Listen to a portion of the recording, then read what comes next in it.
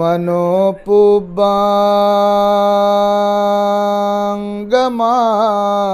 धम्मा मनोसिट्ठा मनोमया मनसाचे पदुठ्ठेन भासति वा करोति वा ततो नං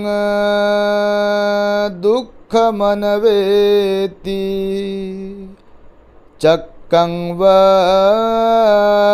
वहतो पदं।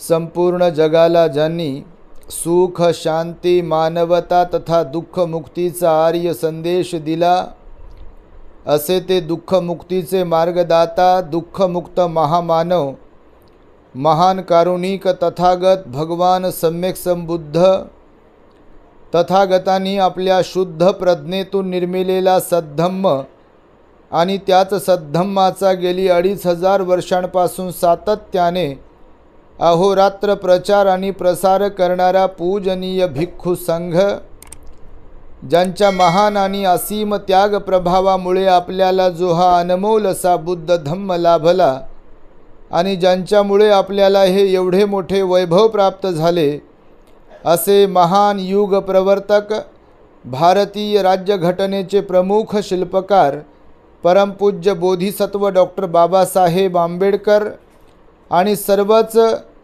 परिवर्तनवादी संत महापुरुषांच्या महान अशा विचारांना स्मरून आज या वर्षावास पर्वातील महान मंगलमय दिनी धम्मसरण ग्रुपद्वारा आयोजित वर्षावास पर्वातील ही धम्मदेसना ऑनलाईन धम्मदेसना श्रवण करण्यासाठी जॉईन झालेले सर्वच श्रद्धावान उपासक उपासिका बालक तथा बालिकांनो, तद्वतच प्युरिटी ऑफ माइंड या यूट्यूब चॅनलचे सर्व दर्शक, सर्वप्रथम आपणा सर्वांच्या प्रती मी सद्भावना मंगल मैत्री व्यक्त करतो। खरं तर पूजनीय भिक्खू आमचे धम्मबंधू प्युरिटी ऑफ माइंडचे संचालक पूजनीय भिक्खू धम्मबोधीजी थेरो हे आपल्याला या ऑनलाईन सेशनद्वारे सदैव मार्गदर्शन करतात आणि भंतीजींनी आम्हाला विनंती केली, त्याचबरोबर साधनाताई गांगुर्डे, राहुल जगताप यांनी सुद्धा आम्हाला विनंती केली की आजची धम्मदेसना आम्ही द्यावी म्हणून। तेव्हा या धम्मदेसनेला आपण प्रारंभ करीत आहोत। खरं तर आज आम्ही नागाच्या नागभूमीमध्ये आहोत, जिथे बाबासाहेबांनी आपल्याला 65 वर्षांपूर्वी तथागत भगवान बुद्धांचा अनमोल असा धम्म दिला, त्या नागपुरात आम्ही आहोत। दीक्षाभूमीपासून थोड्याच अंतरावरती आम्ही आहोत। तेव्हा या पावन पुण्यभूमीतून आज आपणास धम्मदेसना देण्याचा हा अवसर प्राप्त झालेला आहे। भगवान बुद्धांचा धम्म हा महान आहे। बाबासाहेबांनी तो महत्प्रयासाने आपल्याला दिलेला आहे। तेव्हा या धम्माचं आचरण करणे ही आपली नैतिक जबाबदारी आहे आणि या धम्म आचरणाद्वारेच आपण आपल्या मानवी जीवनाचा सर्वांगीण विकास साधू शकतो। बाबासाहेब म्हणाले, बुद्ध धम्माशिवाय जगाला तरुणोपाय नाही।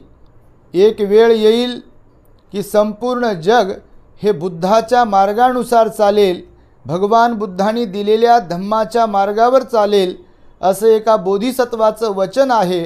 आणि त्यामुळे या जगभरात आज जर आपण पाहिलं तर थायलंड असेल, श्रीलंका, लाओस, कंबोडिया, व्हिएतनाम सारख्या देशांमध्ये बुद्ध धम्म मोठ्या जलद गतीने फोफावत आहे।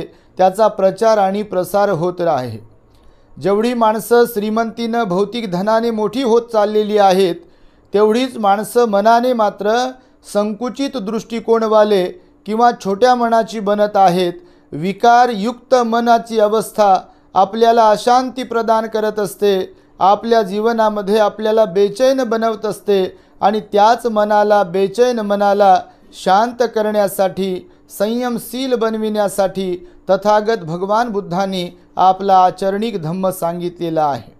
त्यामुळेच या वर्षावासाच्या पर्वामध्ये आपण कसे आचरण करावे, वर्षावासाचे हे पावन पवित्र असलेले जे 3 मास असतात, 3 महिने असतात, या 3 महिन्याच्या कालावधीमध्ये जे स्वतःला भगवान बुद्धांचे अनुयायी किंवा उपासक म्हणून घेतात, त्यांचे आचरण एकंदरीत कसे असावे या संदर्भात आपण चर्चा करूया।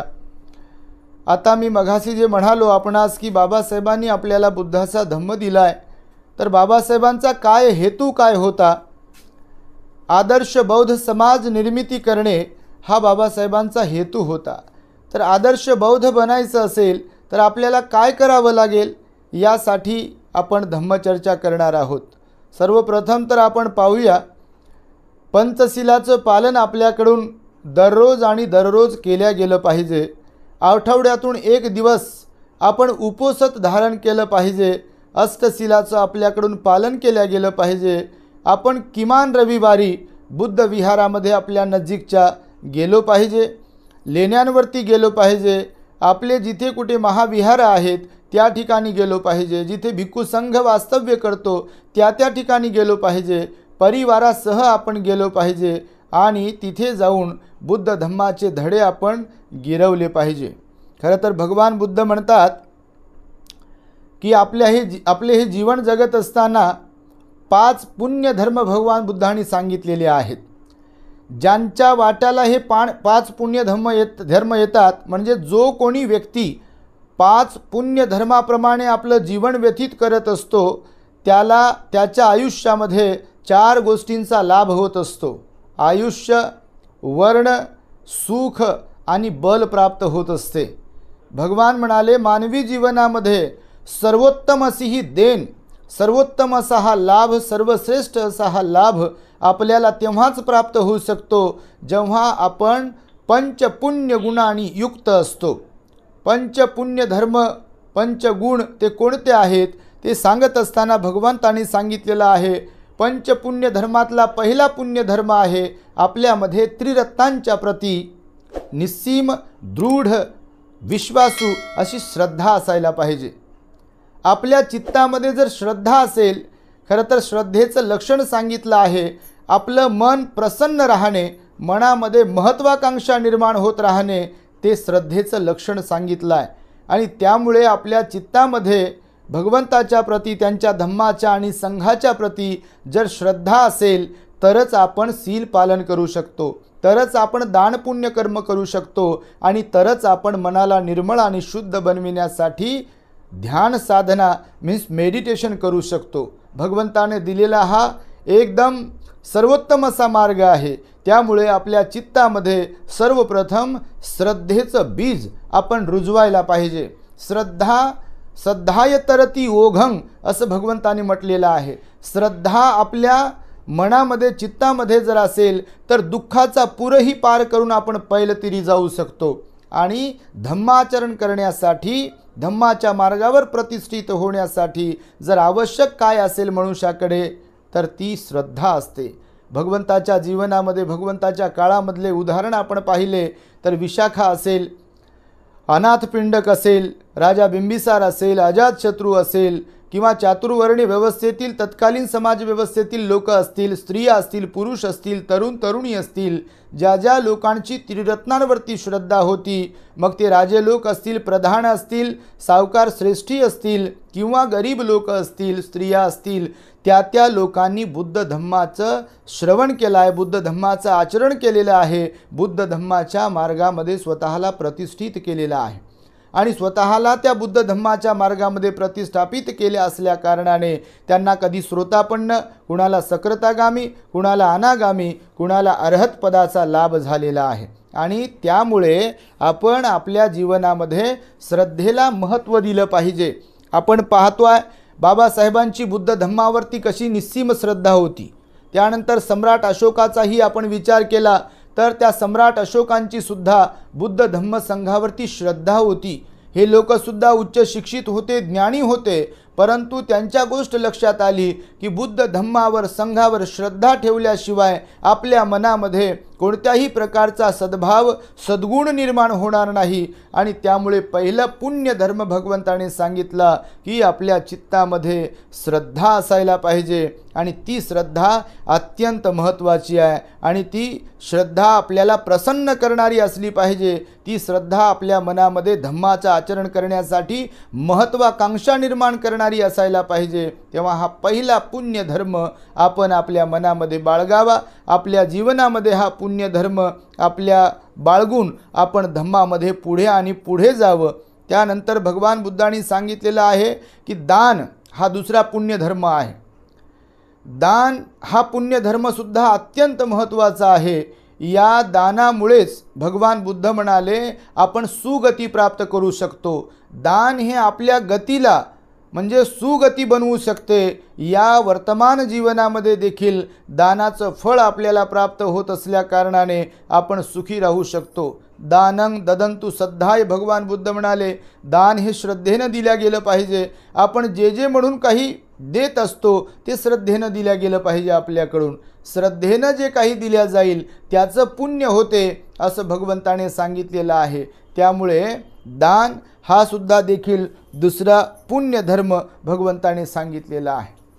त्यानंतर आपण पाहतो या दान धर्माच्या संदर्भामध्ये सम्राट अशोकाच्या काळामध्ये त्याने 84,000 चैत्यांचं स्तूपांचं शिलालेखांचं निर्माण केलेलं आहे आणि त्याने स्वतःची मुलगी आणि मुलगासुद्धा संघामध्ये दान दिलेला आहे। आज बऱ्याचदा आपल्या समाजामधले लोक भारत बुद्धमय झाला पाहिजे, बाबासाहेबांचा विचार जनमानसांमध्ये पोहोचला पाहिजे असे विचार करतात। बऱ्याचदा मी लोकांना कधी आपल्या सांगतो, आवाहन करतो की केवळ भाषणांमुळे आणि केवळ चर्चेमुळे बुद्ध धम्माचा प्रचार प्रसार होईल किंवा भारत बुद्धमय होईल असा विचार आपल्या मनामध्ये ठेवला तर ते मर्यादित विचार राहील। त्यासाठी आपल्याला प्रॅक्टिकली काम करावं लागेल।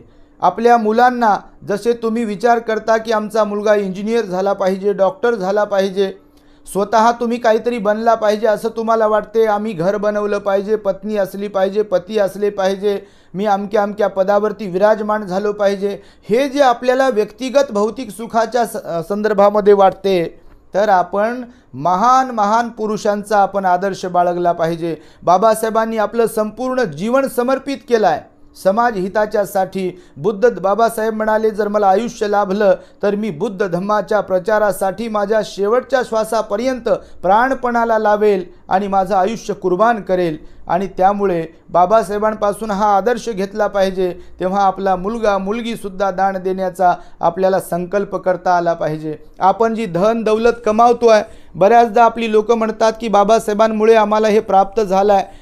ते तर पूर्ण 100% खरं आहे की बाबासाहेबांमुळेच आपल्याला प्राप्त झाला आहे, परंतु आपण उतराई होतोय का? आपण पे बॅक टू सोसायटी काही विचार करतोय का? आपल्या डोक्यामध्ये असा काही विचार येतोय का? हे फार महत्त्वाचं आहे। आज दुपारी मी आपल्या नवी मुंबईच्या एका आर्किटेक्ट बरोबर बोलत होतो आणि त्यांच्याशी बोलताना त्यांनी सांगितलं आमच्याकडे 200 इंजिनियरचा ग्रुप आहे।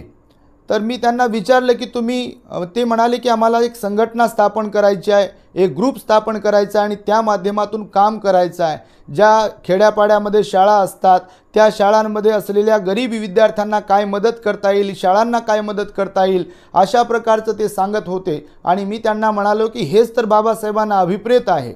आपण आपली गाडी, घर ह्या सगळ्या गोष्टीचा तर उपभोग घेतलाच पाहिजे, परंतु त्यासह आपण समाजाचा सुद्धा देखील विचार केला पाहिजे। आपण ज्यांना पिता समजतो, ज्यांना वडील मानतो, ते जर संपूर्ण जीवन समर्पित करू शकतात, ते जर आपल्या मुलाबाळांची कुर्बानी देऊ शकतात, तरुण असलेल्या पत्नीची कुर्बानी देऊ शकतात, तर आपण केवळ जय भीम म्हणणे हे शहाणपणाचं नाही आहे। तर आपल्याला दान पुण्य करता आलं पाहिजे। धम्माचा प्रचार प्रसार करण्यासाठी, धम्माची वाढ कशी होईल, जास्तीत जास्त लोकांपर्यंत धम्माचं बीज कसं पोहोचेल, वचन कसं पोहोचेल, यासाठी म्हणून आपल्याला दान पुण्य करावं लागेल. दान पुण्य जर आपण करत राहिलो तरच त्याचंही पुण्य बनेल आणि त्यामुळे बुद्ध धम्माचा प्रचार आणि प्रसार होईल. दानाच्या संदर्भामध्ये अनेक व्याख्या केल्या भगवान बुद्धांनी.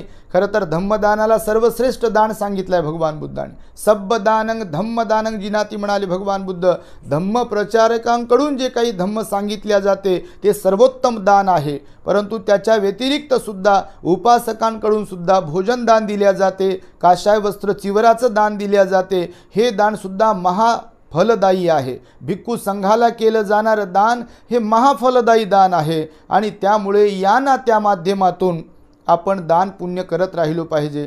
त्या दिवशी एका आमच्या परतूरच्या आईने बघा, इकडे जालना जिल्ह्यामध्ये परतूर आहे, सध्या औरंगाबादमध्ये आमचा वर्षावास सुरू आहे नंदनवन कॉलनी येथील धम्मदीप बुद्ध विहारामध्ये.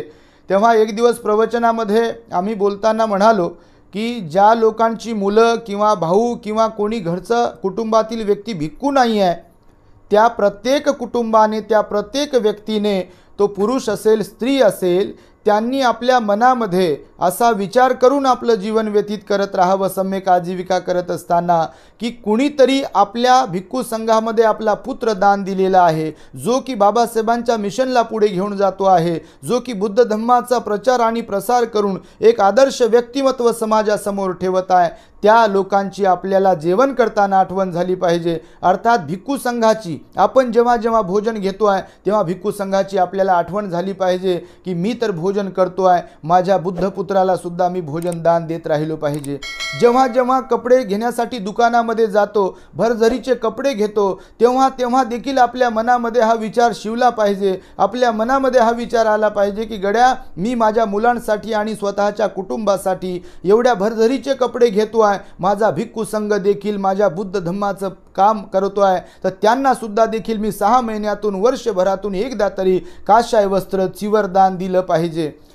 आपण जेव्हा आजारी पडतो, आपल्या घरातली व्यक्ती जेव्हा आजारी पडते, तेव्हा आपण पाहतो की पैशांचा विचार करत नाही, चांगल्या चांगल्या हॉस्पिटलमध्ये आपण स्वतः जातो, आपल्या परिवारातल्या लोकांना घेऊन जातो. तेव्हा आपण त्यावेळीसुद्धा देखील विचार केला पाहिजे की माझा बुद्धपुत्र जिथे कुठे असेल, तो जेव्हा कधी आजारी पडेल तर त्याच्यासाठी सुद्धा मी झिजलो पाहिजे, तिथे गेलो पाहिजे, त्यांच्या सेवेमध्ये गेलो पाहिजे आणि त्यांना कधी काही कमी जास्त झालं असेल तर त्यांच्यासाठी औषधोपचार मी करत राहील. म्हणजे एकंदरीतच धम्मप्रचारासाठी सुद्धा ही दानाचा जो काही पुण्य धर्म सांगितला आहे तो अत्यंत महत्त्वाचा आहे. आणि भगवान बुद्ध म्हणाले दान हे पुण्य आहे. पुण्य आणि दान हे वेगवेगळ्या शब्दांचा जो आपण कधी कधी उच्चार करतो, खरं तर दानालाच पुण्य म्हटलेलं आहे आणि पुण्यालाच दान म्हटलेलं आहे. म्हणून हा दुसरा पुण्य धर्म आपल्यामध्ये असायला पाहिजे. तिसरा पुण्य धर्म सांगताना भगवान बुद्धांनी शील पुण्य धर्म सांगितलेला आहे. शील तर अत्यंत महत्त्वाचा आहे. शील हा जीवनाचा आधार आहे. शील हा जीवनाचा पाया आहे. ज्यांच्याकडे शील नाही आहे, नीतिमत्ता नाही आहे, सदाचार नाही आहे, तो व्यक्ती आपल्या जीवनामध्ये कधीही प्रसन्न राहू शकत नाही, खुश राहू शकत नाही, आनंदी राहू शकत नाही, त्याचा परिवार कधी आनंदी राहू शकत नाही, त्यांचं कुटुंब कधी प्रसन्न राहू शकत नाही. जरी भौतिकदृष्ट्या सगळं काही त्यांच्या पायावरती श्रीमंती लोळण घेत असेल, परंतु ती श्रीमंती आपल्याला तेव्हाच सुख देऊ शकते, आनंद देऊ शकते, प्रसन्नता देऊ शकते जेव्हा आपल्याकडे शील हे पुण्य धर्म असेल. आणि त्यामुळेच तर भगवंताच्या काळामध्ये आपण पाहू शकता, राजे लोक उपोषथाचं पालन करायचे. विशाखा मिगार मातेचं किती मोठं उदाहरण आहे या संदर्भामध्ये की विशाखा मिगार माता असेल, अनाथ पिंडक असेल, त्यासारखे भरपूर लोक होते भगवंताच्या काळामध्ये. विशाखा मिगार मातेचं तर जीवन चरित्र जगजाहीर आहे, अत्यंत प्रेरणादायी आहे. असं म्हणतात की 7 वर्षांची असतानापासून ती विहारामध्ये सातत्याने जात होती, 2-2 वेळा विहारामध्ये जात होती, खाली हाताने कधी जात नव्हती. आणि रोज त्यांच्याकडे भिक्खू संघ भोजनासाठी सन्मानपूर्वक निमंत्रित केल्या जात होता. अनाथ पिंडकाच्या बाबतीतही असंच सांगितल्या जाते. अनाथ पिंडकाचा शील पालनाचाही मुद्दा बऱ्याचदा सांगितल्या जाते. विशाखाच्या उपोषत शीलाचं पालन केले जाते. उपोषत शीलाचं उपदेश सांगितला जातो. जेव्हा विशाखा भगवंताकडे जाते एक दिवस पांढरे कपडे घालून सकाळी सकाळी, तेव्हा भगवान बुद्ध तिला उपोसत सुत्ताचा उपदेश करतात. आणि त्यामुळे मानवी जीवन जगत असताना शील हे अत्यंत महत्त्वाचं आहे. शीलाशिवाय आपल्या जीवनाला अर्थ उरत नाही. आणि म्हणून त्या काळातले जेवढे लोक आज जिवंत आहेत ते केवळ शीलवान होते म्हणून, नीतिवान होते म्हणून, नैतिकतेला आपल्या जीवनाचा आधार बनवत होते म्हणून ते जिवंत आहेत. आणि त्यामुळे असे अनेक उदाहरणं आहेत. मी नेहमी काही दृष्टांत सांगत असतो समजून घेण्यासाठी. शील पालन करण्यासाठी खरं तर प्रामाणिकपणा खूप महत्त्वाचा आहे. प्रामाणिकपणा म्हणजे धम्म तत्वांवरती आपला विश्वास असला पाहिजे, म्हणजे बुद्धाच्या तत्वांवरती आपला विश्वास असायला पाहिजे. बुद्ध तत्वांवरती विश्वास असल्याशिवाय आपण दानपुण्य करू शकत नाही, शील पालन करू शकत नाही, श्रद्धा आपल्या मनामध्ये निर्माण होऊ शकत नाही.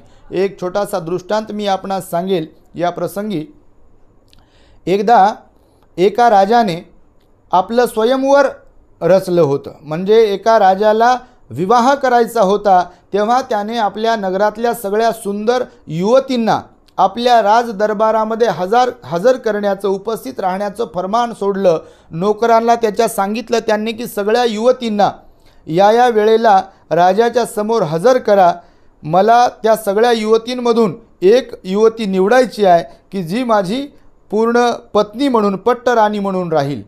तेव्हा एका त्याच्या सैनिकाने, नोकराने नगरामध्ये जाऊन पूर्णपणे सर्व लोकांना सांगितलं की राजाला स्वयंवर करायचं आहे, एक मुलगी निवडायची आहे. तेव्हा नगरामध्ये जेवढ्या काही मुली असतील त्या सगळ्या मुलींनी आपल्या साज शृंगारासह मेकअप वगैरे करून आपलं सौंदर्य दाखविण्यासाठी आणि आपल्यामध्ये जे काही सद्गुण आहेत ते दाखवण्यासाठी अमक्या अमक्या दिवशी राजवाड्यामध्ये उपस्थित राहावे, राजदरबारामध्ये उपस्थित राहावे. त्याच नगरामध्ये राजाच्या राजवाड्यामध्ये काम करणारा एक नोकर होता आणि त्या नोकराची देखील एक मुलगी होती. तर ती सुद्धा सुंदर तर नव्हती, परंतु शीलवान होती, गुणवान होती, चारित्र्य संपन्न होती. आणि तिच्याही मनामध्ये विचार आला होता की ज्या अर्थी राजा स्वयंवर करत आहे, सर्व युवतींमधून एका युवतीची निवड करणार असेल तर मी सुद्धा त्याच्यामध्ये सहभागी होईल असं तिला वाटत होतं. तिने आपल्या आईवडिलांना तसं बोलून दाखवलं की मला पण परवानगी द्यावी राजदरबारामध्ये जाण्याची जिथे स्वयंवर आखल्या गेलेला आहे. तेव्हा तिचे आईवडील तिची समज घालतात की तू नोकराची मुलगी आहेस, आपल्या नगरातल्या सगळ्या श्रीमंतांच्या, सावकारांच्या मुली तिथे जातील, तुला राजा पसंत कसा करेल? तू ना दिसायला एवढी फारशी सुंदर आहेस, ना तू श्रीमंत घरची मुलगी आहेस, तू गरीब घरची मुलगी आहेस, तेव्हा जाऊ नको. परंतु ती आग्रह करते आपल्या आईवडिलांना, त्या निमित्ताने मला राजाला जवळून तरी पाहता येईल आणि राजाच्याबद्दल माझ्या मनामध्ये प्रेम आहे, आपुलकी जिव्हाळा आहे, त्यामुळे मला परवानगी द्यावी असं ती आपल्या आईवडिलांना म्हणते. आणि मग त्या स्वयंवरामध्ये ती सुद्धा सहभागी होते. राजा चतुर असतो, राजा हुशार असतो, ज्ञानी असतो. राजा त्या सगळ्या युवतींना आपल्या राजदरबारामध्ये बोलावतो आणि आपल्या त्या एका नौकराला बोलवतो, पिशवी घेऊन यायला सांगतो. राजाने एका माळ्याच्या हाताने एका पिशवीमध्ये काही बीज आणलेले असतात, बिया आणलेल्या असतात आणि राजा त्या सगळ्या युवतींना सांगतो की सर्वांनी समोर यावं, मी तुमच्याकडे या पिशवीमध्ये असलेलं एक एक बी देणार आहे. आणि राजा सगळ्या त्या युवतींना एक एक बी देतो. नोकराची पण मुलगी त्याच्यामध्ये असते. त्या सगळ्यांना बी दिल्यानंतर राजा सगळ्यांना सांगतो की बघा, 3 महिन्यानंतर पुन्हा मी तुम्हाला बोलवणार आहे. हे जे बीज मी तुम्हाला देतो आहे तर कुंडीसह हे बीज मी तुम्हाला देतो आहे. 3 महिन्यानंतर तुम्ही सर्वांनी या बीजाच्या माध्यमातून जे काही फुलाचं झाड त्याच्यातून उगवेल, त्याला जे काही सुंदर असं फूल लागेल त्याच्यासह तुम्ही राजदरबारामध्ये ठरलेल्या दिवशी उपस्थित व्हावं आणि ज्या कोणत्या युवतीच्या त्या कुंडीमध्ये अत्यंत आकर्षक असं सुंदर फूल फुलेल त्या मुलीला मी माझी पट्टराणी म्हणून स्वीकार करेल. सगळ्या मुली खुश होतात, आनंदित होतात आणि आपापल्या घरी निघून जातात. तेव्हा 3 महिन्याचा कालावधी संपत येतो. पहिल्या महिन्यामध्ये सगळ्या मुली पाहतात आपापल्या कुंड्यांमध्ये तर काही फूल येत नाही, ते बीज काय उमलत नाही. त्याचं काही रोपटंही बनलेलं नसते. सगळ्या मुली आपापल्यामध्ये परेशान असतात, परंतु त्या सगळ्यांना वाटते की आपण राजाला थोडी माहिती आहे की कोणतं बीज आहे काय आहे, तर ते माळ्याकडे जाऊन बगीच्यातून एक सुंदर असं फुलाचं रोपटं आणतात 3 महिने कंप्लीट होत असताना, आणि ती कुंडी घेऊन राजदरबारामध्ये जाण्यासाठी निघतात. इकडे ही जी नोकराची मुलगी असते तर तिच्या मनात विचार येतो की 1 महिना झाला याला फूल लागत नाही आहे, त्याचं बीज रोपित होत नाही आहे, रोपटं पण तयार होत नाही आहे. 2 महिने होतात तरीसुद्धा ती पाणी घालते, खत घालण्याचा प्रयत्न करते, माळ्याकडून टिप्स घेण्याचा प्रयत्न करते, परंतु तिच्याही कुंडीमध्ये काही येत नाही. परंतु ती मात्र कुठल्याही प्रकारे बेईमानी करत नाही. ती नोकराची जरी मुलगी असली तरी आई वडिलांनी चांगले संस्कार दिले असल्या कारणाने ती आपला प्रामाणिकपणा जपत असते. आणि मग तो दिवस उजाडतो की ज्या दिवशी राजाने सगळ्या युवतींना आपल्या राजदरबारामध्ये बोलवलेलं असते. सगळ्या मुली तिथे कुंडीमध्ये असलेल्या सुंदर अशा झाडासह, रोपट्यासह आणि त्या फुलासह उपस्थित राहतात. सगळ्या मुलींच्या कुंडीमध्ये फूल असते, परंतु एकटीच त्या नोकराची जी मुलगी असते तिच्या कुंडीमध्ये मात्र फूल वगैरे नसते. ती त्या तशाच कुंडीसह आपल्या त्या राजदरबारामध्ये स्वयंवरामध्ये उपस्थित राहते. तिथे उपस्थित राहिल्यानंतर राजा पाहतो, राजा येतो, तिथे सगळ्या मुली अशा उभ्या राहतात आपल्या आपल्या हातामध्ये आपली आपली कुंडी घेऊन. राजा आल्यानंतर राजा सगळीकडे आपली नजर टाकतो आणि राजा मोठमोठ्याने हसतो.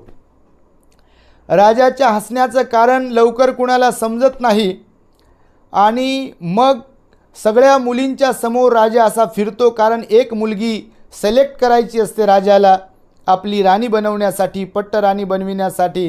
तेव्हा सगळ्या मुलींच्या समोरून राजा जातो, परंतु कोणत्याही मुलीला तो सिलेक्ट करत नाही. जी नोकराची मुलगी असते की जिच्या कुंडीमध्ये ना झाड ना रोपटं असते ना फूल असते, तिच्याकडे इशारा करून बोटाचा राजा म्हणतो की ही माझी राणी बनण्याच्या पात्रतेची आहे, लायकीची आहे.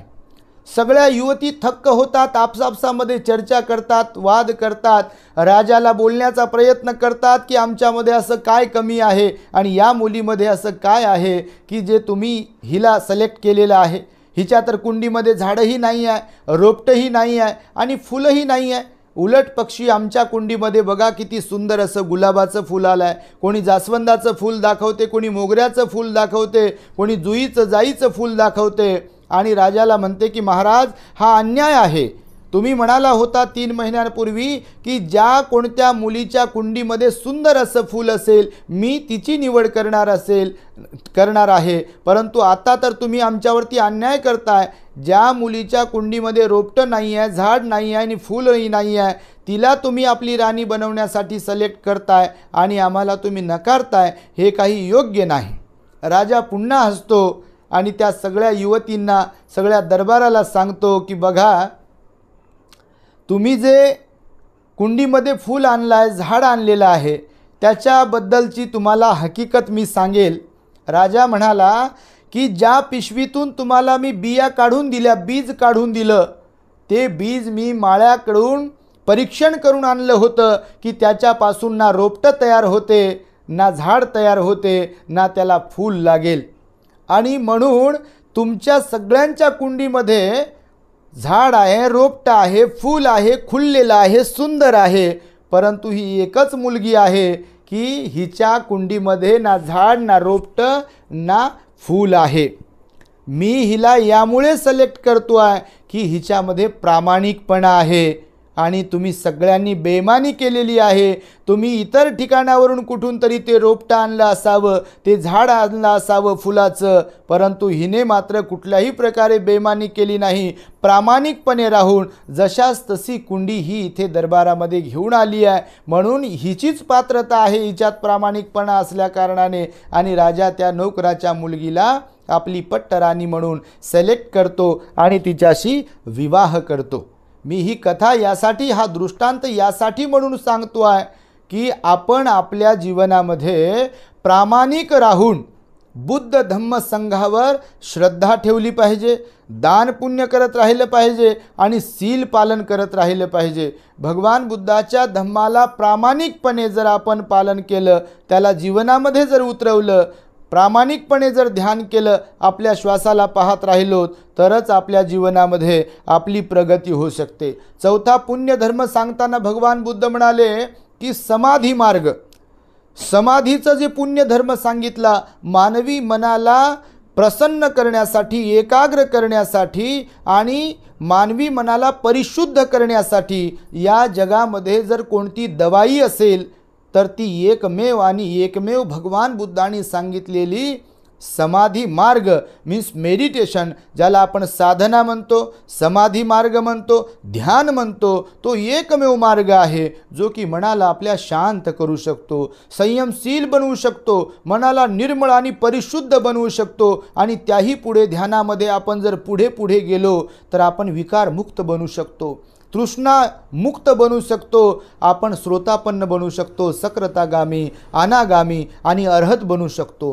प्रयत्न जेवढे जास्त करत राहू तेवढं आपण ध्यानामधून मुक्तीच्या मार्गाकडे वाटचाल करू शकतो. म्हणून ध्यानसुद्धा हा 5वा पुण्यधर्म भगवंताने सांगितलेला आहे. आणि त्यासाठी प्रत्येक व्यक्तीने आपल्या जीवनामध्ये सकाळी उठल्याबरोबर किमान 10-15 मिनिटे ध्यान साधनेला बसलं पाहिजे. असं आरामदायी बसून, मांडी घालून बसून, डाव्या हातावरती उजवा हात ठेवून, एकदम शरीर असं स्थिर ठेवून, आपले डोळे बंद करून आपल्या नाकावाटे जो श्वास आतमध्ये येतो आहे, जो श्वास बाहेर पडतो आहे, त्या श्वासावरती संपूर्ण लक्ष केंद्रित केलं पाहिजे. आपण त्याद्वारे मनाला एकाग्र केलं पाहिजे. आणि एकाग्र मनाची जी अवस्था असते ती अवस्था अतिशय पावन पवित्र अवस्था असते, शुद्ध मनाची अवस्था असते. आणि तीच आपल्याला बुद्ध धम्मामध्ये पुढे आणि पुढे घेऊन जाऊ शकते.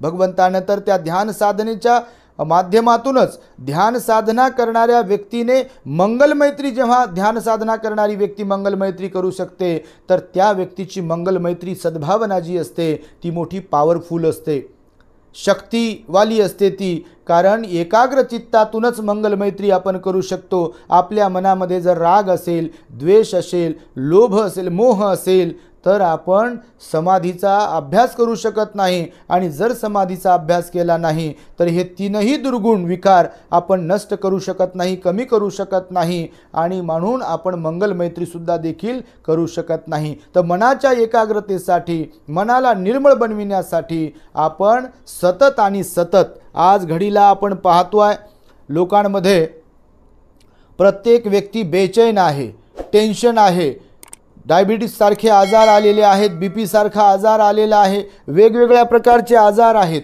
ह्या सगळ्या आजारांशी संबंधितच ध्यान साधना आहे, विपස්සना आहे. आणि त्यामुळे सकाळी जेव्हा आपण उठतो तेव्हा एकदम पॉझिटिव्हिटी निर्माण करण्यासाठी, एक सकारात्मक ऊर्जा निर्माण करण्यासाठी, आपल्या परिवारामध्ये व्हायब्रेशन्स, एक मंगलमैत्रीचे व्हायब्रेशन्स निर्माण करण्यासाठी आपण सकाळी सकाळी थोडीशी साधना केली पाहिजे, मंगलमैत्री केली पाहिजे. साधनेनंतर रात्रीसुद्धा झोपताना शांत झोप लागण्यासाठी, दचकून न उठण्यासाठी, कोणतेही स्वप्न आपल्याला पडू नयेत यासाठी, आणि सकाळी लवकर आणि फ्रेश मूडमध्ये उठण्यासाठी रात्री झोपताना देखील आपण ध्यान साधना, स्लीपिंग मेडिटेशन करत करत झोपलो पाहिजे. श्वास येत आहे आणि श्वास जात आहे. ज्या श्वासाच्या याच्यावरती आपण जिवंत राहतो, भरोशावरती, त्या श्वासाला हेतू पुरस्सर आपण पाहिलं पाहिजे. म्हणून तर भगवंताने समाधी मार्गाला 4थं पुण्यधर्म सांगितलेला आहे.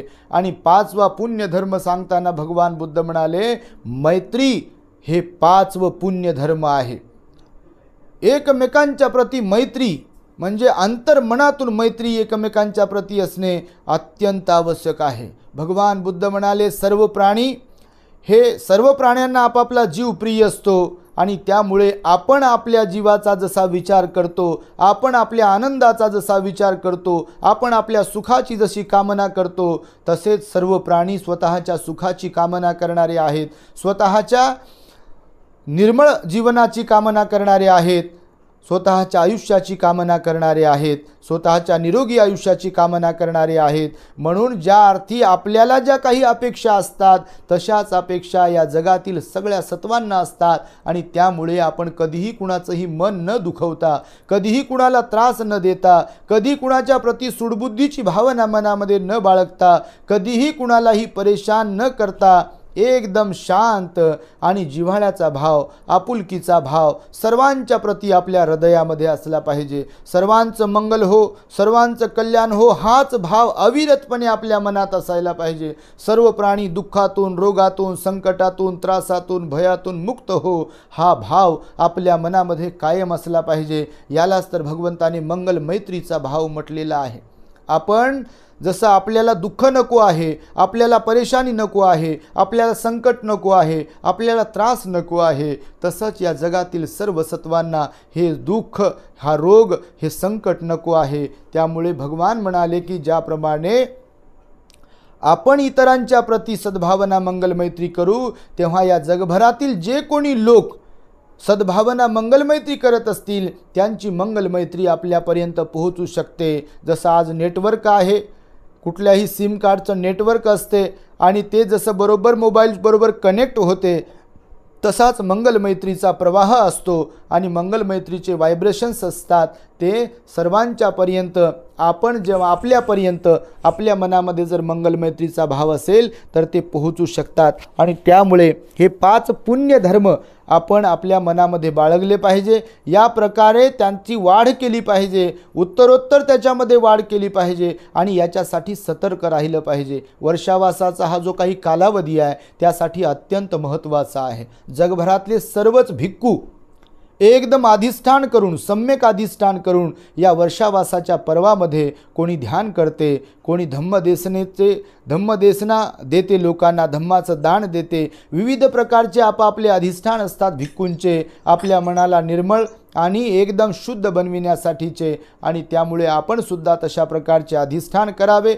आपण बौद्ध साहित्यात पाहू शकतो की ज्यांनी ज्यांनी या पुण्यधर्माला वाढवला आहे, ज्यांच्या चित्तामध्ये, जीवनामध्ये हे पुण्यधर्म आलेले आहे, त्यांना त्याचे महान लाभ झालेले आहे. आयुष्य वाढलेलं आहे, सुख वाढलेलं आहे, वर्ण वाढलेला आहे, बल वाढलेलं आहे. विशाखाचंच उदाहरण जर आपल्याला घ्यायचं झालं तर 120 वर्षांचं आयुष्य तिला लाभलेलं आहे असं म्हणतात. ती 120 वर्षांची असेपर्यंत एखाद्या तरुणीला लाजवेल अशा प्रकारची तिची कांती होती असं म्हणतात. तिची नजर अतिशय तीक्ष्ण होती, शेवटपर्यंत तिची नजर कमजोर झाली नाही. तिचा श्रवण पावर जे आहे, कानाचा ऐकण्याचा जो काही भाग आहे तर तो सुद्धा तिला शेवटपर्यंत सुस्पष्टपणे ऐकायला येत होतं. तिचे दात शेवटपर्यंत व्यवस्थित होते, सुदृढ होते दात तिचे, आणि त्यामुळे केस तिचे सुद्धा काळेभोर होते आणि एखाद्या तरुणीसारखं तिचं ते जीवन होतं. आणि त्यामुळे तिलासुद्धा या 5 पुण्यधर्मांमुळे विविध प्रकारचे फायदे झालेले आहेत. आनंदाच्या जीवनाबद्दलचं आपण पाहू शकतो. 120 वर्षाचं आयुष्यसुद्धा आनंद भंतेजींनासुद्धा लाभलेलं आहे. तेही महान सेवाभावी होते, करुणावान होते आणि परोपकाराची भावना त्यांच्या मनामध्ये होते. निस्सीम भगवंतांवरती त्या आनंदाने प्रेम केलं बघा. निस्वार्थपणे, निरपेक्षपणे प्रेम आनंदाने भगवंतावरती केलेलं आहे. तेव्हा आपल्यासुद्धा चित्तामध्ये करुणेचा भाव असायला पाहिजे. हे पुण्यधर्म असेल तर आपल्या मनामध्ये करुणा निर्माण होऊ शकते. हे पुण्यधर्म आपल्याकडे असतील तर सर्वांच्या प्रती दयेचा भाव आपल्या मनामध्ये निर्माण होऊ शकतो. अनाथ पिंडकाच्या बाबतीतही आपण पाहू शकतो, महाकाश्यप भंतेजींच्या बाबतीमध्ये आपण पाहू शकतो. 150 वर्षांचं आयुष्य महाकाश्यप भंतेजींना लाभलेलं आहे. 150 वर्षांचं आयुष्य महाकाश्यप भंतेजींना. पहिला मान त्यांना प्राप्त झाला भगवंताच्या महापरिनिर्वाणानंतर. पहिली धम्मसंगीती भरविली आणि त्या धम्मसंगीतीचे अध्यक्ष बनण्याचा, बुद्ध शासनाच्या वृद्धीसाठी, बुद्ध शासनाची वाढ करण्यासाठी, बुद्ध वाणी जिवंत ठेवण्यासाठी, बुद्ध वाणीचा संग्रह करण्यासाठी जी पहिली धम्मसंगीती झाली, त्या धम्मसंगीतीला भरविण्यामध्ये सिंहाचा वाटा महाकाश्यप भंतेजींचा होता. त्यांनी ती संगीती भरविल्या कारणानेच या जगाला आज ही बुद्धाची वाणी आपल्याला ऐकायला मिळते, पाहायला मिळते, आचरण करायला मिळते. आणि त्यामुळे या वर्षावासाच्या पर्वामध्ये या सुवर्ण संधीचा आपण लाभ घेतला पाहिजे. कुणी भिक्खू ऑफलाईन धम्मदेसना देत असतील त्या संधीचा फायदा घेतला पाहिजे. कुणी ऑनलाईन धम्मदेसना देत असेल त्या संधीचा फायदा घेतला पाहिजे आणि एकंदरीतच या मर्त्य शरीराला आपण सत्कारणी लावलं पाहिजे। आपण प्रत्येकजण मरणधर्मी आहोत। भगवंताने अनित्य सिद्धांत सांगितला, मी तुम्ही आपण प्रत्येकजण जाणार आहोत। इथे कायमस्वरूपी काही राहणार नाही। आपण जे काही धन दौलत कमावतो आहे ती सुद्धा इथेच राहणार आहे, आपण मात्र निघून जाणार आहोत। त्या कारणाने आपण जे काही कमवलं आहे गृहस्थ असताना त्यातून काही ना काही भाग आपण दान पुण्यामध्ये देत राहिलो पाहिजे, कारण त्यामुळे आपली गती प्राप्त होते, सद्गती सुगती आपल्याला प्राप्त होऊ शकते पुण्यकर्मामुळे। आणि सर्वांशी प्रेमाने वागणे, बुद्ध धम्म संघावर श्रद्धा ठेवत राहणे, शील पालन कटाक्षाने करत राहणे, रोज पंचशीलाचं पालन, किमान आठवड्यातून एक दिवस अष्टशिलाचं पालन सुद्धा आपल्याकडून झालं पाहिजे। रोज ध्यान करता आलं पाहिजे, ध्यान झालं पाहिजे आपल्याकडून, आणि रोज सर्व प्राणी मात्रांच्या प्रती मैत्री केली पाहिजे। आपल्यावरती अनंत उपकार सर्व जीव सत्वांचे असतात, त्यामुळे सर्वांच्या प्रती आपण मंगल मैत्रीचा सद्भाव ठेवत राहावा अशी एक भावना या ठिकाणी व्यक्त करतो। आज पूजनीय आमच्या धम्मबोधी भंतेजींनी आम्हाला बोलण्याची संधी दिली। साधनाताई असतील, राहुल असेल, त्यांनी सुद्धा जी विनंती केली किंवा आपण एवढ्या मोठ्या संख्येने जॉईन झालात आणि विविध ठिकाणावरून ही धम्मदेसना श्रवण करीत आहात, तेव्हा निश्चितपणे आपण सर्वांनी या 5 पुण्य धर्माचं आपल्या जीवनामध्ये अवलंब करून त्याप्रमाणे आपलं जीवन व्यतीत करून आपल्या जीवनाचं सार्थक करून घ्यावं, जीवनाला यशस्वी बनवावं अशा प्रकारची मंगल आणि उदात्त कामना व्यक्त करतो। सातत्याने प्युरिटी ऑफ माइंड या यूट्यूब चॅनलवरून जे काही धम्मदेसना दिल्या जातात त्यांचंही श्रवण करत राहावं। आमचेही जे काही दी ग्रेट हॅपीनेस नावाचं चॅनल आहे त्याही चॅनलवरच्या काही धम्मदेसना असतात त्याही श्रवण करत राहाव्यात। सर्च रिसर्च नावाचं जे चॅनल आहे, बुद्ध धम्माचा इतिहास सांगणारं चॅनल आहे, त्याही चॅनलला, आणि एकंदरीतच जेवढ्या काही भिक्खूंचे चॅनल आहेत जे की बुद्ध धम्माच्या प्रचारासाठी सहाय्यक ठरत आहेत त्या सगळ्याच चॅनलला सबस्क्राईब करून त्याच्यावरती येणाऱ्या धम्मदेसना आपण स्वतः श्रवण करत राहाल आणि सर्वांना शेअर करत राहाल अशी एक भावना अपेक्षा तुम्हा सर्वांकडून व्यक्त करतो।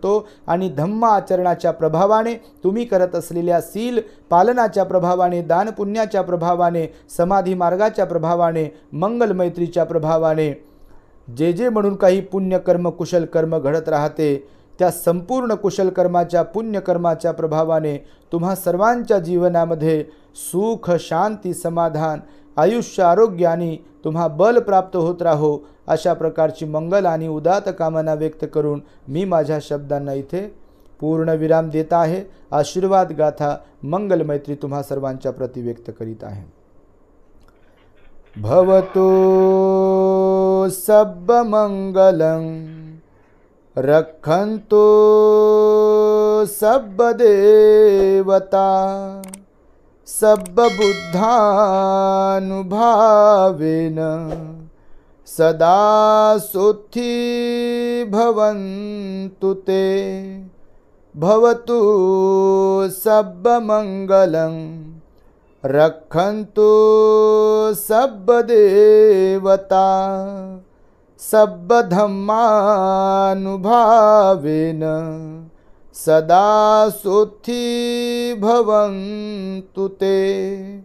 भवतु सब मंगलं रक्षन्तु सब देवता सब संघानुभावेन